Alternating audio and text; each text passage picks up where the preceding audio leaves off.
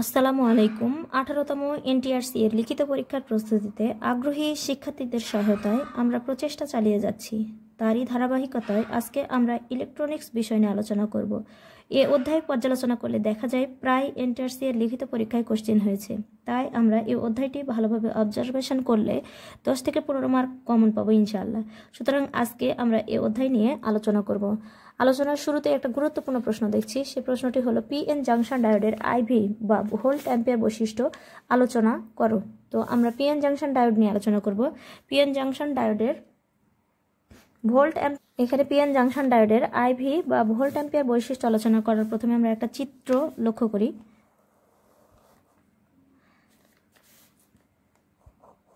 লেখচিত্রটা প্রথমে অঙ্কন করে নিব আমরা। এখানে ভি হচ্ছে ভোল্ট এবং আই হচ্ছে কারেন্ট অর্থাৎ অ্যাম্পিয়ার, এটা মিলি অ্যাম্পিয়ারে ধরে নিব। এখানে জিরো বিন্দু থেকে কারেন্টটা আস্তে আস্তে বৃদ্ধি পাচ্ছে, তারপর দ্রুত বৃদ্ধি পায়। এখানে যেখান থেকে বৃদ্ধি পাচ্ছে সেটা হলো এ বি। এখানে যে বিন্দু থেকে বৃদ্ধি পেল সেই বিন্দুটাকে বলা হচ্ছে ভিকে। এখন নিচের দিক থেকে আস্তে আস্তে কারেন্টটা রিভার্সে আসছে, আসার পর দ্রুত সে কারেন্টটা রিভার্স বায়াসে যাচ্ছে। তাহলে রিভার্স বায়াসে গেলে সেই বিন্দুটাকে বলা হচ্ছে মাইনাস ভিবি দ্বারা প্রকাশ করা হচ্ছে এবং সি ডি একটা বিন্দু। তাহলে এই চিত্রটার আমরা নামকরণ করি চিত্র নম্বর 1। তাহলে কি হবে, যেখানে কি করা হচ্ছে চিত্রে ডায়োডের ভোল্ট অ্যাম্পিয়ার বৈশিষ্ট্য আলোচনা করা হচ্ছে।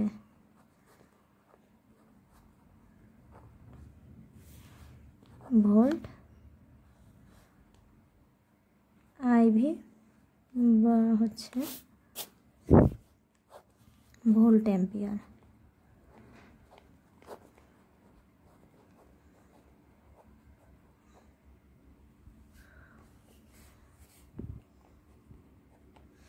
অ্যাম্পিয়ার বৈশিষ্ট্য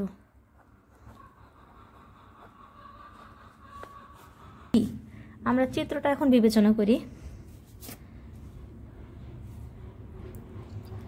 এখন আমরা কি পাবো, পিএন জাংশন ডায়োডের ভোল্ট অ্যাম্পিয়ার বৈশিষ্ট্য। পিএন জাংশন ডায়োডের ভোল্ট অ্যাম্পিয়ার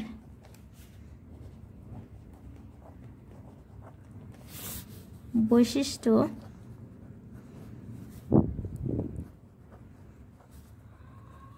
পর্যালোচনা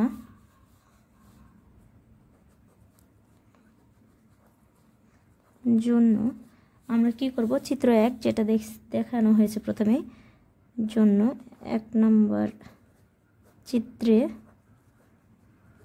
প্রদর্শিত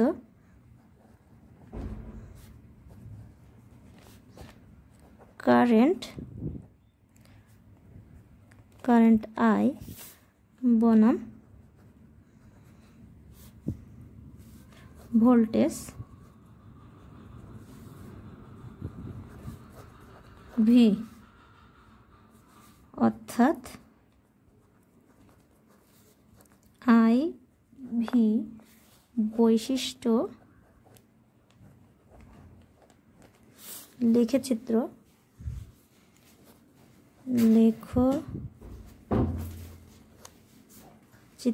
বিবেচনা করি।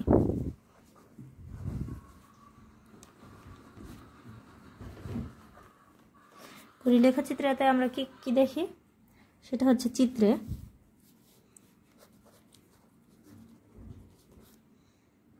ও এ বি, এটা হচ্ছে ফরওয়ার্ডে আছে, তাহলে ফরওয়ার্ড বৈশিষ্ট্য রেখা।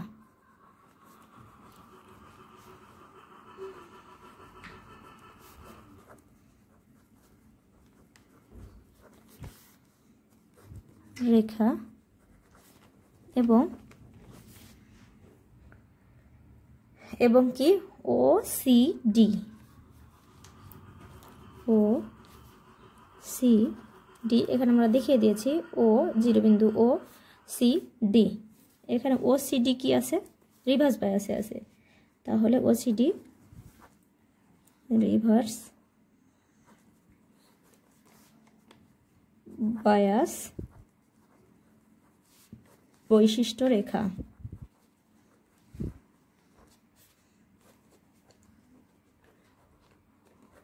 ভোল্ট অ্যাম্পিয়ার বৈশিষ্ট্যটা আলোচনা করতে পারবো। তাহলে প্রথমে আমরা কি করব, ও এর বৈশিষ্ট্য বলবো। তাহলে ও বিন্দুটা কি, প্রথমে ও বিন্দু,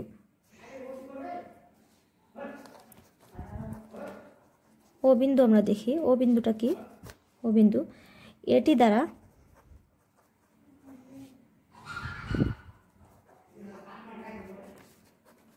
পিএন জাংশন, যে পিএন জাংশনে, এই পিএন জাংশন যেটা সংযোগ করা হয়েছে আমাদের, সে জাংশন যে কারেন্টহীন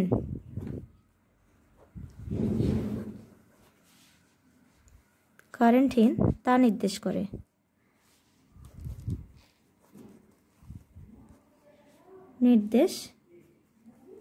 করে। কারণ তখন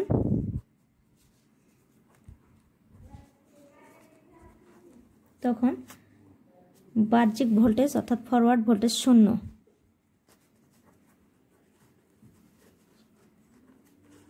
ভোল্টেজ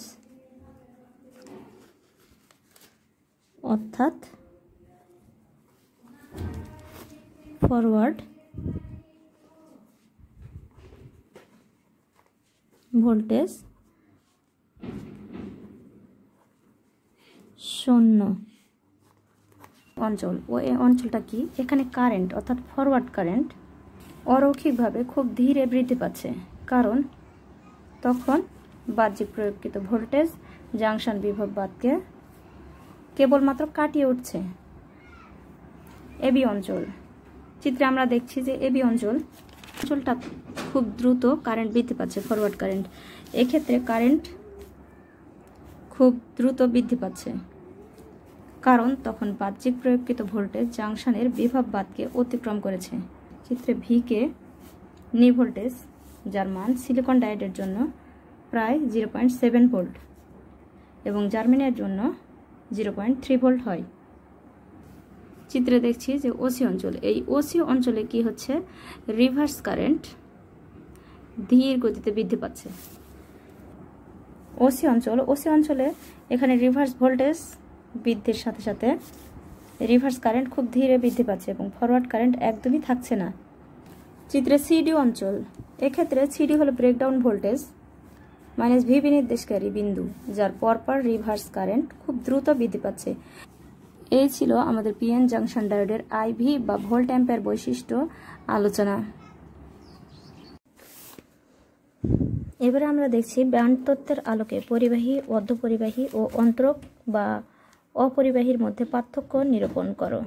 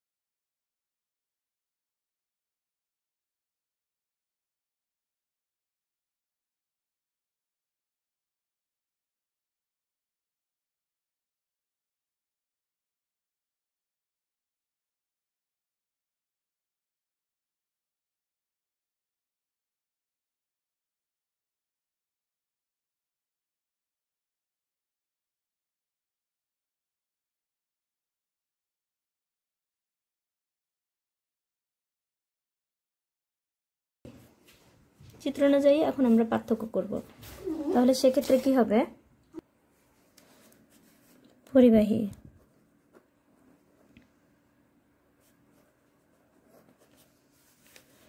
অর্ধপরিবাহী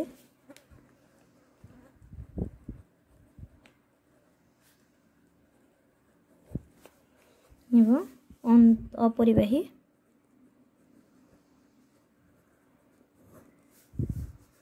বা হচ্ছে অন্তরক। এখন এই তিনটির পার্থক্য নিরূপণ করব। প্রথমে আমরা কি নিরূপণ করব? যে সকল পদার্থের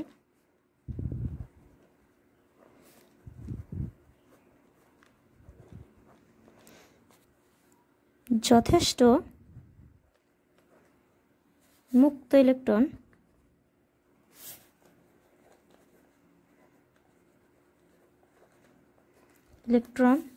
থাকে এবং কি করে, এবং যে সব পদার্থের মধ্য দিয়ে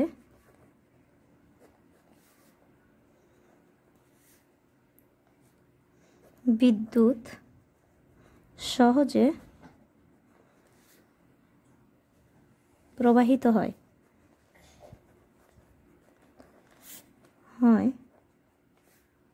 তাকে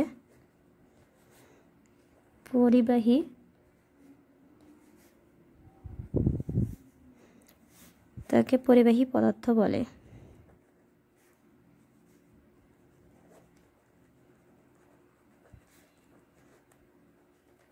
যেমন পরিবাহী পদার্থের মধ্যে পড়ে তামা,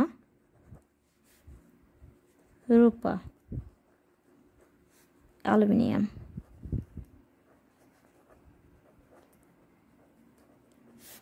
ইত্যাদি।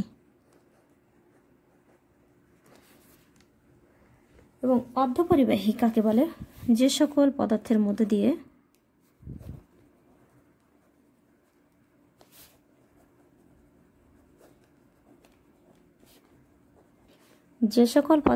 বিদ্যুৎ পরিবাহিতা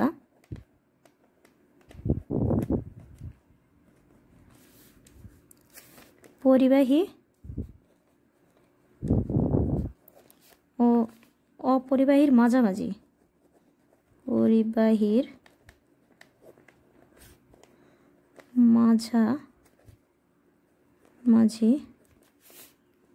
সে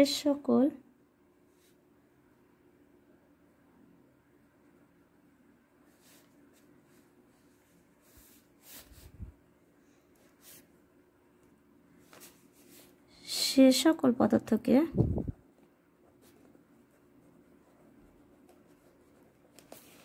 অর্ধপরিবাহী বলে।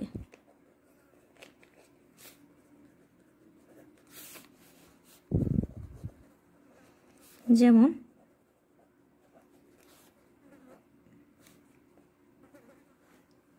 জার্মেনিয়াম,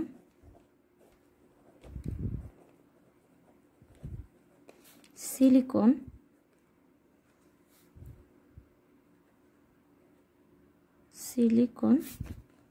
ইত্যাদি।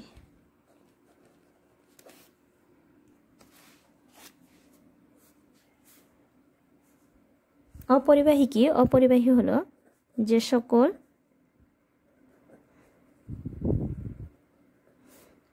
পদার্থের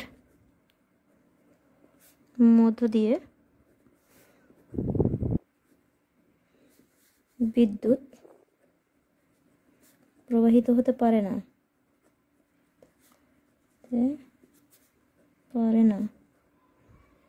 সে সকল পদার্থকে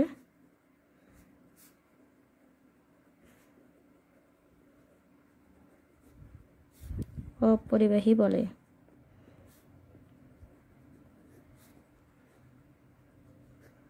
সে সকল পদার্থ কি?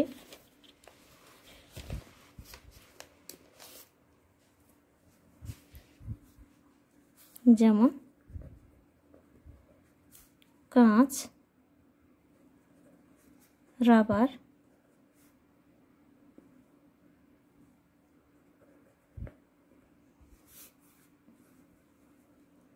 চীনামাটি ইত্যাদি। 2 নম্বরে রয়েছে চিত্র 1 নম্বরে দেখানো হয়েছে যে পরিবাহীর ক্ষেত্রে শক্তি ব্যান্ড চিত্রে কি হয়েছে, পরিবহন ব্যান্ড ও যোজন ব্যান্ডে কোনো শক্তি গ্যাপ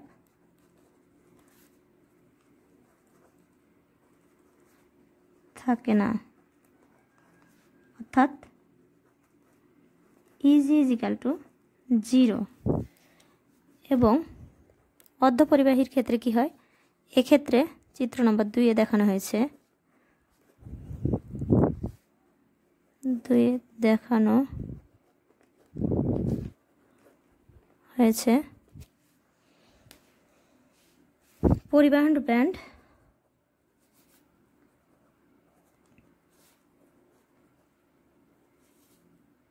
ও যোজন ব্যান্ড সামান্য পার্থক্য বা ব্যবধান রয়েছে। এক্ষেত্রে শক্তি gap Eg equal to 1 electronvolt. এবং অপরিবাহীর ক্ষেত্রে কি দেখানো হয়েছে, অপরিবাহীর ক্ষেত্রে এক্ষেত্রে চিত্র নম্বর 3 এ দেখানো হয়েছে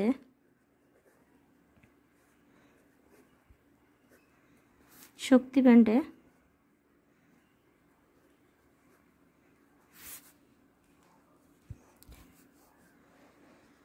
পরিবহন ব্যান্ড ও যোজন ব্যান্ডে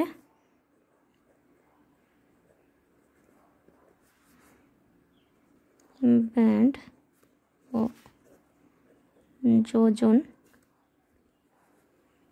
ব্যান্ডের মধ্যে পরিবহন ব্যান্ড ও যোজন ব্যান্ডের মধ্যে বেশি ব্যবধান থাকে, প্রায় ইজি ইজিক্যাল টু 7 ইলেকট্রোভোল্ট, অর্থাৎ ইজি ইজিক্যাল টু 7 ইলেকট্রোভোল্ট।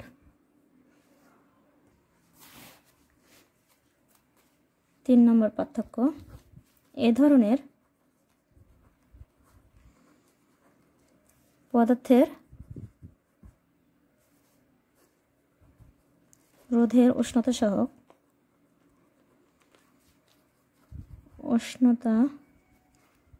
সহগ পজিটিভ হয়।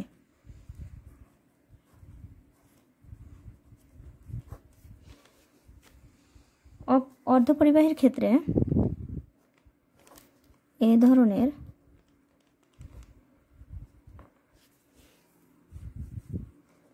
পদার্থের ক্ষেত্রে রোধের উষ্ণতা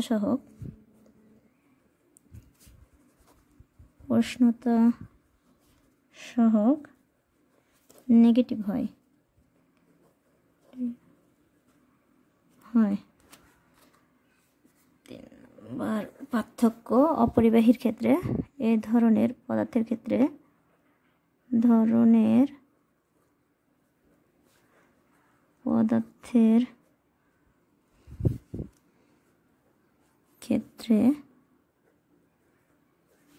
রোধের উষ্ণতা সহগ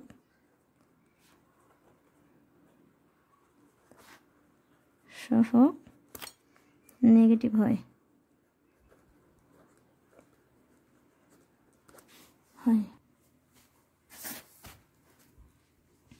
4 নম্বর পার্থক্য, এদের রোধতা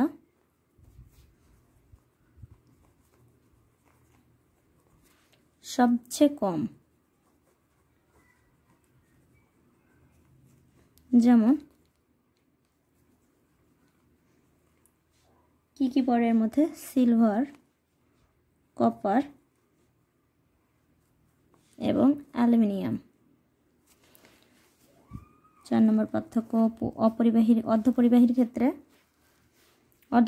ক্ষেত্রে এদের রোধতা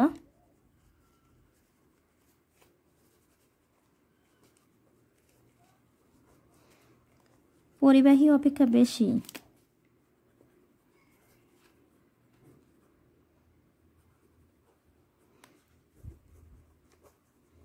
বেশি কিন্তু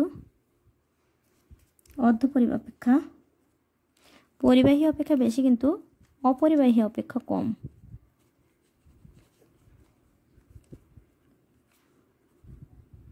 যেমন কি আছে এদের মধ্যে? Silicon, germanium.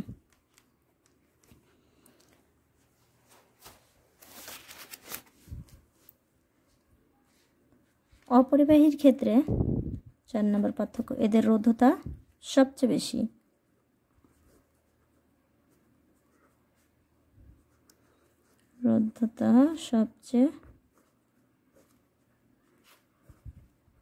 বেশি।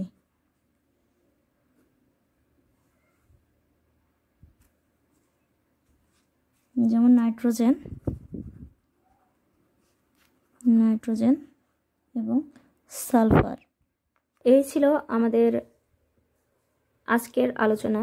ভিডিওটি ভালো লেগে থাকলে আপনারা ভিডিওটি লাইক করুন এবং চ্যানেলটি নতুন হয়ে থাকলে চ্যানেলটি সাবস্ক্রাইব করে দিয়ে আমাদের সঙ্গেই থাকুন। ধন্যবাদ সবাইকে।